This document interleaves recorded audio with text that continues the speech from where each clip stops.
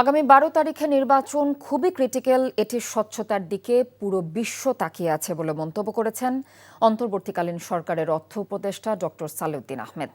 সন্ধ্যায় সিরাজগঞ্জ কালেক্টরেট চত্বরে ভোটের গাড়ি সুপার ক্যারাভ্যানের মাধ্যমে গণভোটের প্রচার এবং ভোটার উদ্বুদ্ধকরণের উদ্বোধনী সভায় এসব কথা বলেন তিনি।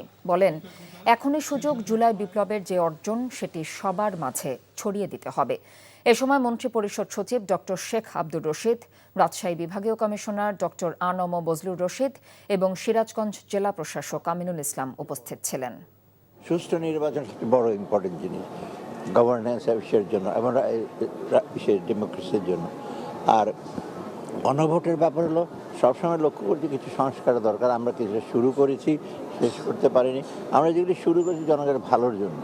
আমরা আশা করি ভবিষ্যতে যে গভর্নমেন্টই আসবে তার এইগুলিকে জন্য, এটা তো ওয়ান অফ না একবারে শেষ করে দিলাম, এগিয়ে নিয়ে যায়।